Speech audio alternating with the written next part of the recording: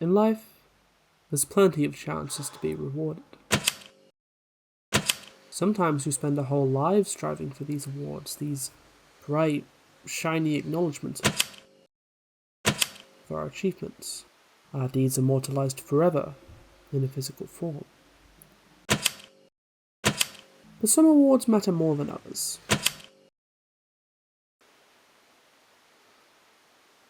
And only one matters at all. The approval of a random lady on the internet. Hello.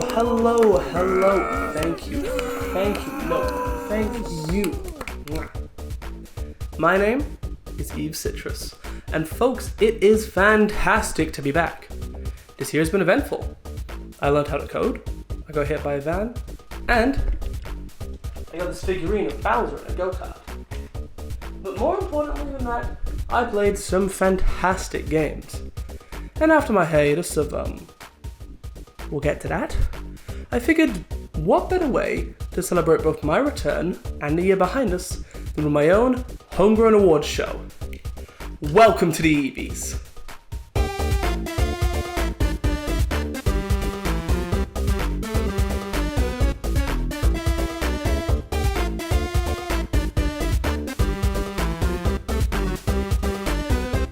Here's how this is going to work.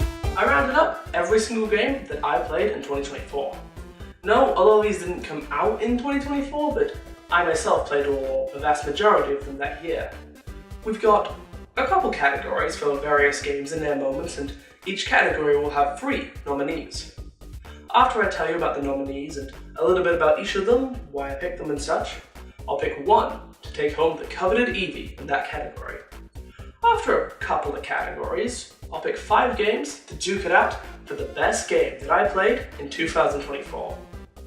Now, a quick note. Playing video games isn't my full-time job. I'm a poor student with even poorer time management, and I didn't get around to playing a lot of the blockbuster games from this year. So think of this a lot more as a personal gamer's encyclopedia than, every game that came out 2024. Basically what I'm trying to say is, when Astrobot doesn't win all the categories, please leave my inbox be. Alright, enough of that, let's get on with it. One of the most important things you can do while making something is hook people in right from the start. I mean, look at you, you saw that flashy cinematic intro and now you're stuck wondering if I have boobs or not. But here, I'm talking tutorials, opening cutscenes, level 1s, the stuff that starts your playthrough with a pap, a bit of a bang, kind of a whoosh. You get the idea. So, let's get to the nominees. What are your pronouns? NVIDIA GeForce RTX 2060. There's a lot of thoughts on this game I'd like to save for another time, but goddamn, this is exactly what I mean when I talk about solid opening moments. You start off punching through a boarded up gate, already intruding on where you're asked not to go. Then, you learn you can punch enemies and that blood is the only way to sustain yourself. Then some build up, some opening credits roll in front of you while you navigate these claustrophobic spaces. Finally, the music cuts. The room is pitch black, save for one essential item, a weapon. You pick it up and it's honestly a pretty small moment, but it stuck with me, and set the promise early on that this game, batshit as it may be, stays committed to the cinematics.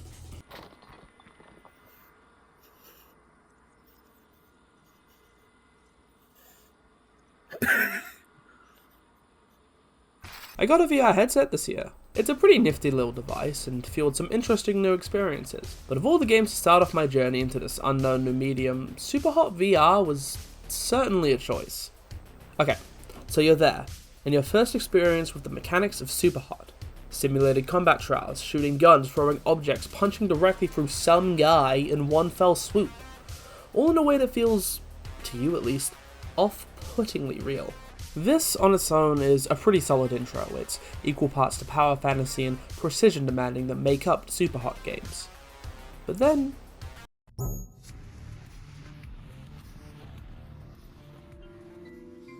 the headset flies off. And this threw me for a hell of a loop. Like, I am late to the VR party, I know, but when I first got that headset and put it on, I kinda freaked out. And when it came to a game as technical as Superhot, trying over and over again to physically shoot these targets in the border between reality and video game, it already felt very odd, in a way that I still struggle to articulate. So, to then be pulled into a cramped apartment space, isolated and lined with sticky notes, it added even more layers of confusion. It asked so many more questions than it could ever answer. Unless you've told it to them 2, 3, 4, sometimes even 8 different ways. The game needs to be very aggressive and confrontational to keep you there. Taxes are racist. One thing you gotta know about me is that I am permanently late to the party. Start time at 7 PM, expect me there like 8:30. Not even joking, someone asked for music recs this year, and I suggested this band I've been getting into lately called Radiohead, and I still haven't beaten Disco Elysium. Far smarter people and far cooler trans femmes have given their thoughts and interpretations to this absolute brick dozer of an art piece. And to be honest, I don't feel confident adding on to it. But if there's one feeling I remember vividly from my time in Revachol, it's discomfort. A game has never made me feel so confronted, confused, and uncomfortable as Disco Elysium, and the first 15 minutes are a fantastic example of why. The screen is pitch black, save for a deep voice, professing over and over and over again that you have reached the truest form of nothingness. You don't have to do anything anymore. Ever.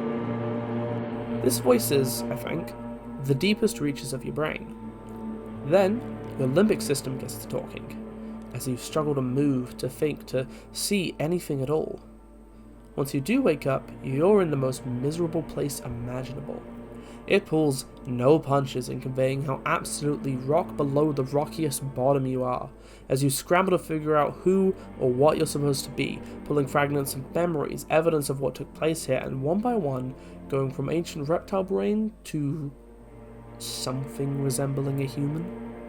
And then, well, off you go. And the winner is Disco Elysium. Honestly, what can I say? It's iconic, and unlike Superhot VR, the questions it asks are thoroughly, satisfyingly answered throughout the rest of the story. A good opening gives you plenty of aha moments to come back to. And, as far as I've seen, that payoff's in droves here. Now if only I could get off that bench. Aside from not making dashes free and not finishing Disco Elysium, one of my favourite hobbies is music. So I tend to be a bit of a nerd when it comes to video games soundtracks. Also, I should be clear, I'm not a very good music critic. I'm going to describe these sounds and tunes in a way that'll make Anthony Fantano cringe his beautiful teeth off. So, if I end up somewhere in Hamilton with a pitchfork through my chest the minute this video goes up, don't be that surprised. Okay, machine, tell me the truth. What are your computer specs? They/them. Hey look, it's that game again. I think Ultra Kill is a fantastic example of just how much a game's style can be owed to its music. Heaven Piercer sports this incredible music of old school MIDI and electronic soundbites with some heavy as fuck guitars. Like, you know that really specific style that you find on SNES games like F-Zero and Mega Man X? These rocking tunes that push their 16 bits to the absolute limits but also feel right at home? Ultra Kill feels like one of those soundtracks was given full realization, full technical power, and a duffel bag of candy rings. It's got these lightning-fast breakcore drums combined with soul-piercing organs, choirs, and distorted riffs that make you feel like you're fighting a disgraced holy figure in the walls of a bloodstained church, because honestly, you probably are. It is batshit, it is intense, yet it always manages to stay cohesive. However, my main complaint is that the cohesion is almost too strong at times. As in, I had to dig deep into my memories and Heaven Piercer Spotify to find a song from the game that I even remember the name of. Once you hear enough breakcore church organs, it all kinda melts together. But it doesn't stop being awesome. I think my favourites are Altars of Apodocy, the rendition of Claire de Lune, and the musical switch up in the first level of Violence. Oh, no! Oh my god! Paper. Mario, what are you doing here? Alright, it's time to admit to fraud. This category only has 2 nominees. I don't know, man, most of the games I played this year either had soundtracks I really couldn't care for or no music at all. I mean, I played Celeste again, but I can't exactly call that a new game now. I may also be cheating slightly because the soundtrack is technically 2 decades old, but fuck it, it's timeless for a reason. And this year's remake somehow injected more life into it. It is a magical thing, the soundtrack. It perfectly complements the moment-to-moment set pieces, but still stands out on its own. I can name just about any song from this game and tell you exactly where it's played. It's also bouncy and filled with life. Yuka Tsujioka's work on the soundtrack holds up 20 years later like it's nothing. And what's more, the remake added new themes for battles, some extra bits for NPCs, and juiced up all the songs in a way that feels genuinely transformative. Like, I hate it when remakes just slap a slightly more expensive sounding instrument and some reverb onto a song and call it a day. Nintendo does that a lot, especially with their RPGs. I'm looking at you, Bowser's a sad story. But you can tell they didn't squabble about with this remake, and I really appreciate it. I think my favourite songs are all of them, but mainly the Exile Fortress. And the winner is... it's Paper Mario. It's honestly a pretty close call, but I think as a standalone identity, this game's soundtrack stands out to me so much more. Since we're here, I'm going to rattle off all the other songs I like from memory to prove a point. Macho Grubber's theme, that jazzy swung version of the battle theme in Chapter 6. Hooktail's theme, Magnus von Grapple, Rogueport's theme, Rockhawk's themes, that one Ghost Guy's theme, Spork's theme, the final boss theme, and the goddamn X-Not Fortress.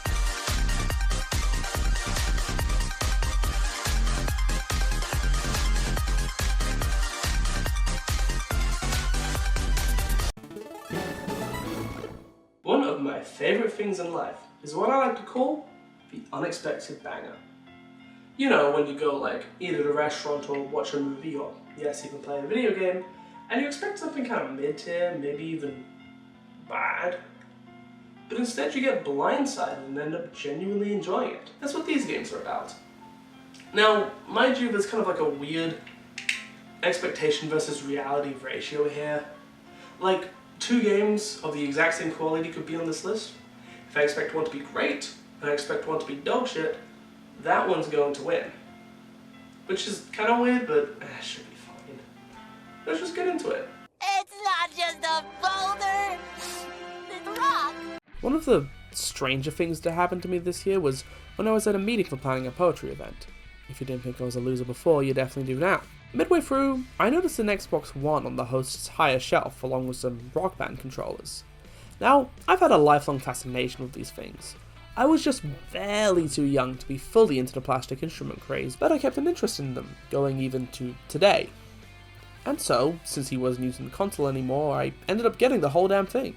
But after actually getting the console and spending a few days with the copy of Rock Band 4 that it came with, I felt, I don't know, disappointed? Like, oh okay, where are the rest of the songs? Oh cool, some new songs, let me just... Okay look, I know I wasn't there for the craze, but if they genuinely asked full price for the game, the cost of 4 damn peripherals, and on top of that, made you pay even more of your own God-given dollars to play any songs worth a shit, and anybody back in the day did all that? I am so sorry. Well, there's one other mode I can play, this Rocky Drama thing. I bet it'll be a cheap compilation of songs plus like 4 lines of text. It's worse ways to spend an afternoon. 6.5 hours later. Huh. Yeah, this mode's kinda awesome. Basically, you have custom avatars in this game. Look, mine's got a little mushroom outfit. And what the game does is fashion a docudrama out of this ragtag group. If you're old, think Spinal Tap. If not, don't worry about it. The gameplay itself is alright, but the cutscenes in between, fleshing out the docudrama aspect, are so well done it threw me for such a loop. It takes your imaginary band and puts them in ridiculous endeavours like playing your first show at an abandoned funhouse with a singular attendee, or doing a show for a charity that ends up being about... or doing a show for a charity that ends up being about donating an injured whale meat to prisoners. I forgot how stupid this game is. or doing a show for a charity that ends up being about donating endangered whale meat to prisoners, and all the while it's taken completely seriously. I think my favourite part is the interviews, where they brought in the classic culprits. You know, jealous would-be members, obsessed fans, stuffy tabloids, and the members of actual real-life rock bands. Like, can I just, play a few clips? Great looking and chock full of charisma, the band was a tall glass of rock water, served on the rocks. You got to focus, I told him. Else you're gonna wind up working at the poop factory over on 6th Street. Perhaps crestfallen by how far they had fallen, the band gave a subpar performance, disappointing both Fritzy and her handlers. It was a freaking dog's birthday party. I mean, that's pretty bad. Moving on. I need to make a full video about this mode someday because, God, as someone who wasn't there for the moment, I feel like I'm going insane talking about this. It's so filled with charm, love, and the dumbest humor imaginable. I can't not adore it. I tried. Scientists were able to mimic Nessie Amun's voice by recreating his mouth and vocal cords with a 3D printer. It allowed them to produce a single sound. I worked a shift a while back, running this stall for a tech company. We were showing off VR to families and mostly their kids.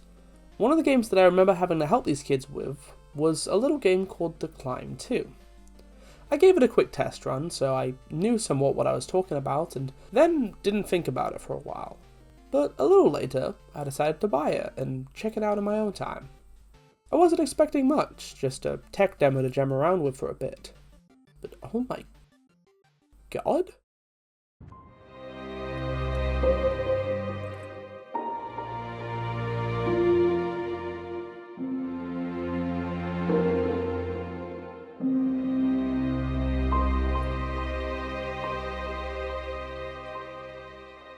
There's something near inexplicable about this game. Like, something about the motions of climbing these huge mountains, of exploring these massive landscapes with very little to remind you there's other life here. You know, I didn't expect these stock photo mountains, canyons, and cities to feel as transcendent as they do in this game. I've had times when I'm feeling down, and I do a climb. And I sit on a ledge somewhere, look out at the PNGs of trees and mountains. I'd notice a tent down below me, or watch some birds in formation and wonder where they're headed, bat a balloon away atop a skyscraper, or even just gaze into the sky, aimlessly. And I don't know, man. It made me remember that, yeah, my place in this world is so small. My only question is, where the hell did I get this feeling out of The Climb 2? I clearly need to go outside more, dude. I want to go on more of these adventures in the real world, and I think I can thank this game for it. Odd, when you think about it. Hey, Cartage, do you know Candace?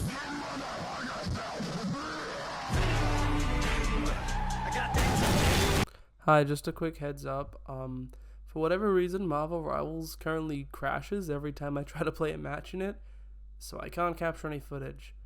So I'm stealing clip compilations from the internet. Every now and then, a certain type of game will take over for a while as the big moment.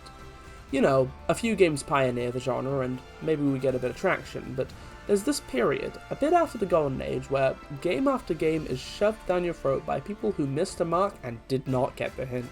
I remember this happening with pixely 2D platformers for a while. We had a brief stint with platform fighters, but recently I think it's been the hero shooter. Like, I feel so fatigued of this genre, and I can't remember half the games in it. It's all just slop. Marvel Rivals might be one of those games, but it sure doesn't feel like it. Yeah, get that, after years of IP rubbish and the goddamn 2-minute noodles of fighters in both Maggie's and Indomie, the absolute king of garbage puts out a hero shooter, and it's the most fun I've had with the genre in years.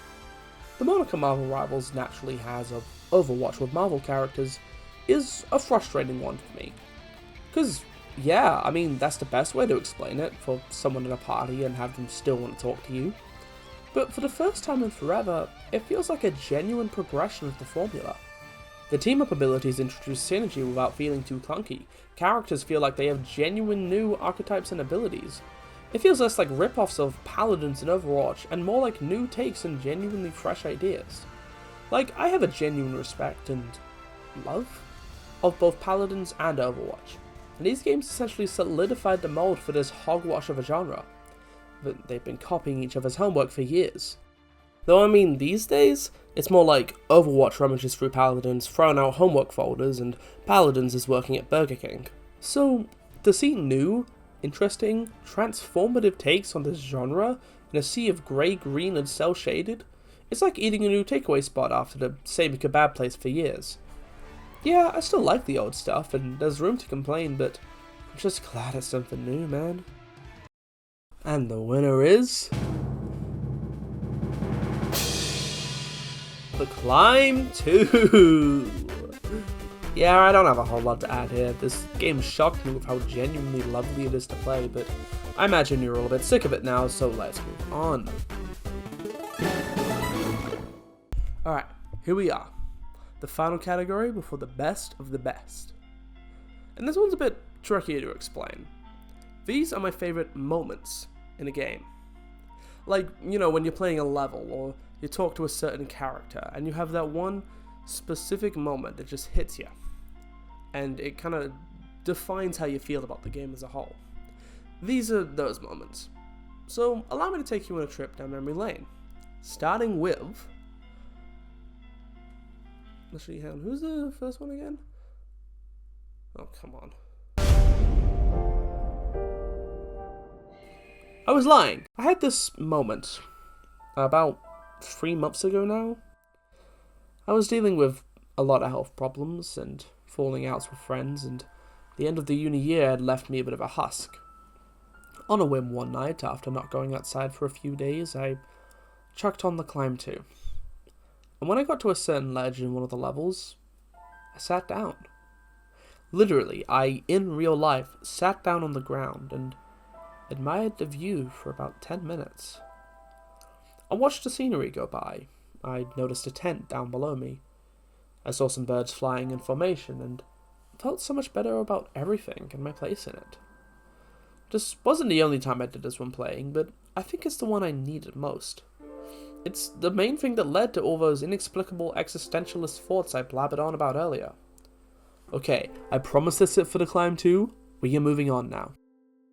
Of course, at home we can only offer you a single screen image, so you'll just have to believe me when I tell you that the sensation of depth that I'm seeing is quite convincing. Do you remember about 6 years ago, I talked about the intro to Superhot VR? If the intro is what severed the line between video game and reality, the experience I had with this game's final level brought me fully into the simulation.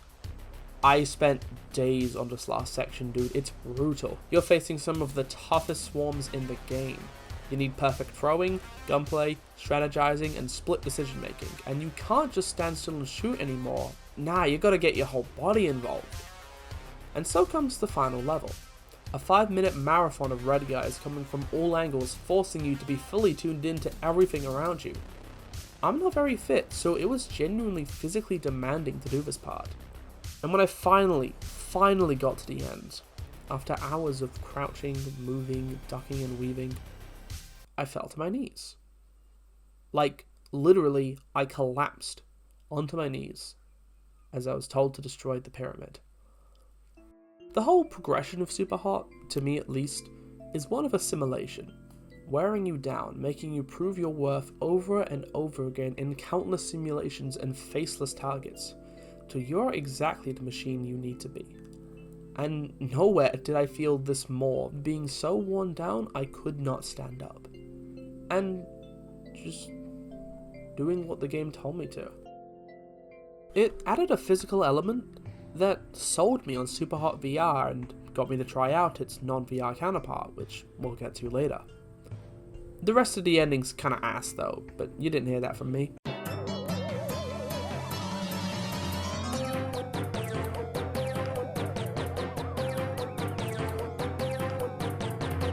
This is one of those topics that, preferably, has its own spotlight another time. See, I don't know if I've made it definitely clear yet, but I'm a trans woman, and I unfortunately love Nintendo games. And seeing a trans narrative be so openly and lovingly woven into the DNA of a classic game, from a company that has absolutely bodged queer narratives before, means a lot more to me than I can really articulate. It's just a few adjusted lines of dialogue, it's not exactly groundbreaking queer media, but to me, just like the remake of Thousand Year Door, it's evident of an exciting potential future. I'm not gonna hold my breath, obviously, there's plenty of fantastic queer video games out there, and the billion-dollar corporation isn't gonna be the bastion of liberation. But hey, it's still pretty cool.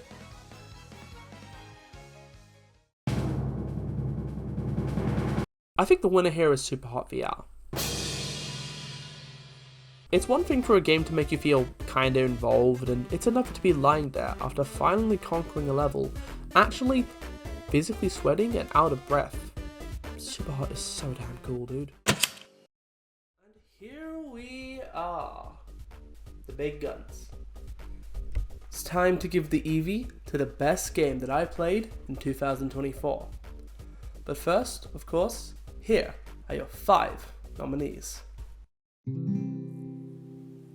I'll be honest, cozy games aren't usually my speed, but Web Fishing was lovely. It's got wonderful music, really well done social elements, and a dev team that knows their demographic.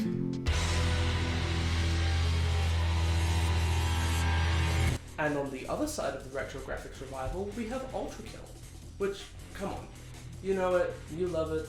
It's basically cemented itself as a cult classic already. Super hot. Super hot. Super hot.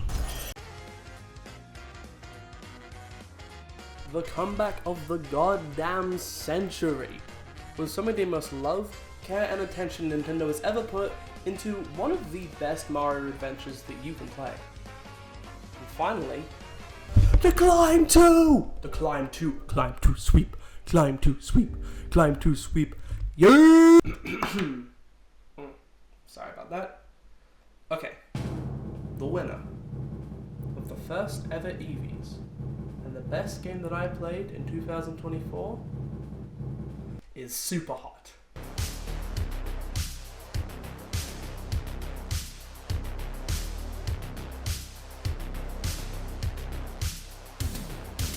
What can I say about Superhot? Like, actually, what can I say about Superhot? It is a goddamn crime I didn't play this game until the year of our Lord 2024, and the fact that I was more into it with the goddamn VR version brings it up to at least a felony. But I have played it, and let me say this. Superhot is the most innovative shooter I've played. Sorry, I had to, but no, like, seriously, dude, this game sunk its teeth into me right as I started playing it. It's fun, it's fresh, it's snappy, it's thrilling. It could come out this year and it would be a groundbreaker, and it came out 8 years ago. It has a tutorial that is so simple, it's the goddamn tagline. You move? Well, time's gonna move too.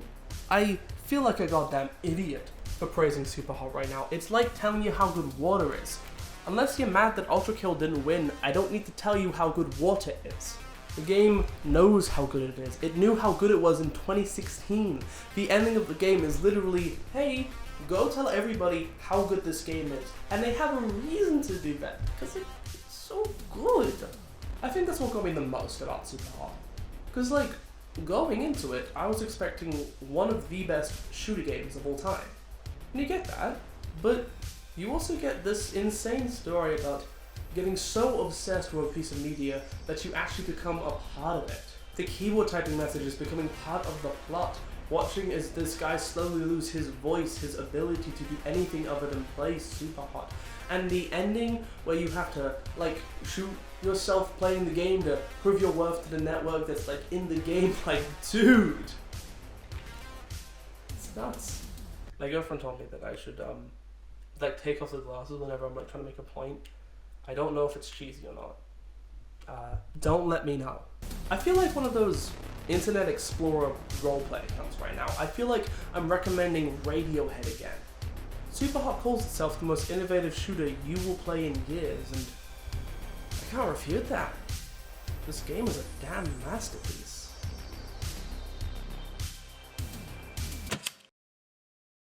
Alright, that was the first Eevies.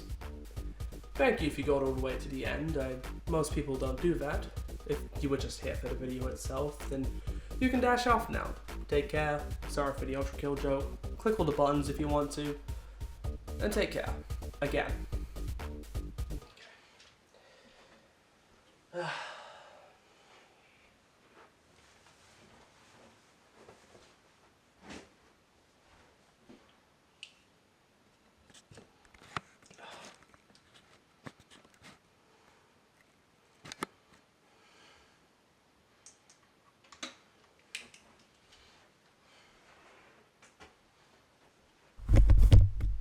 Okay, what the hell was that? I mean, you make like 3 videos about like some video game challenge, and then like you just dip off the face of the earth. Like, you don't exactly get like over 1,000 subscribers from like 2-3 videos, and then just kind of dip. And yeah, I'm sorry.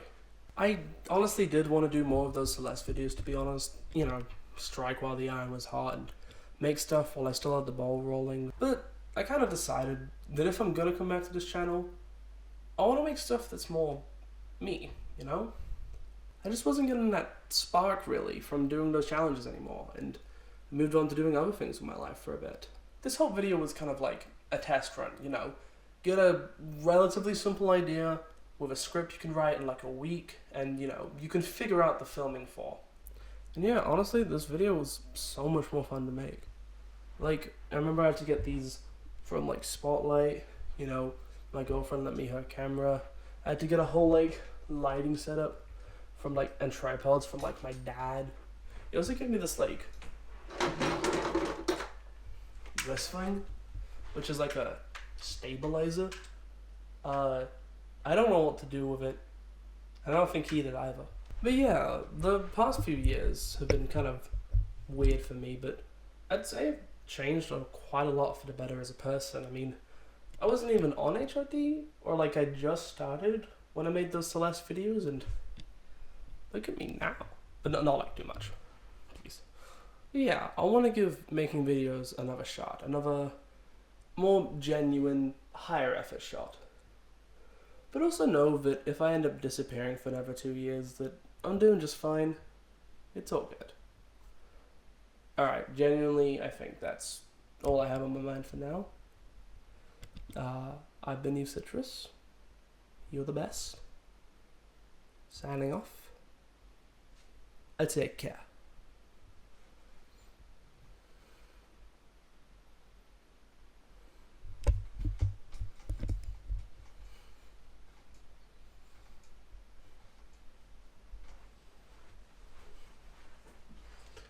That's a wrap.